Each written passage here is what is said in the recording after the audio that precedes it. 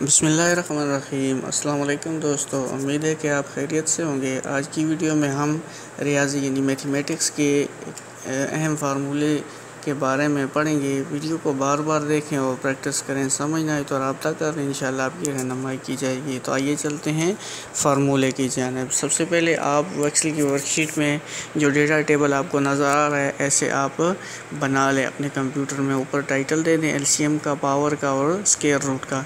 नीचे कुछ जो है नंबर्स की एंट्री कर लें, एलसीएम के साथ भी, पावर के साथ भी और स्क्वायर रूट के साथ भी। तो सबसे पहले देखते हैं एलसीएम का फार्मूला। वहाँ पर लगाते हैं = एलसीएम, ब्रैकेट शुरू कर लें और नंबर को सेलेक्ट कर लें। सेलेक्ट करने के बाद ब्रैकेट बंद करें और इंटर करें तो देखें 420 इसका आंसर आ गया है। तो इसको जो है 1 टाइम रिपीट कर लेते हैं। = एलसीएम, ब्रैकेट शुरू, नंबर को सेलेक्ट करें, ब्रैकेट बंद करें और इंटर कर लें। इस तरह 420 आपका एलसीएम आ जाएगा। ठीक है, इसको आप मैनुअल भी निकाल सकते हैं। आप पावर पे चले जाते हैं।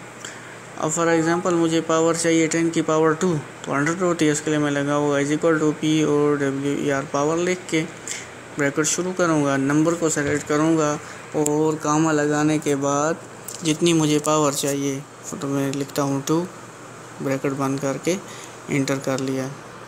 ठीक है जी, इसको बाकी नीचे जो है ड्रैग कर लेंगे, बाकी रिज़ल्ट खुद ब खुद आ जाएगा। इसको भी एक दफ़ा रिपीट कर लेते हैं। =POWER, पावर लिख के उसके बाद हम नंबर को सेलेक्ट करेंगे, फिर कामा लगाएंगे और जितनी हमें उसकी पावर चाहिए होगी नंबर की वो लिखेंगे और इंटर कर लेंगे।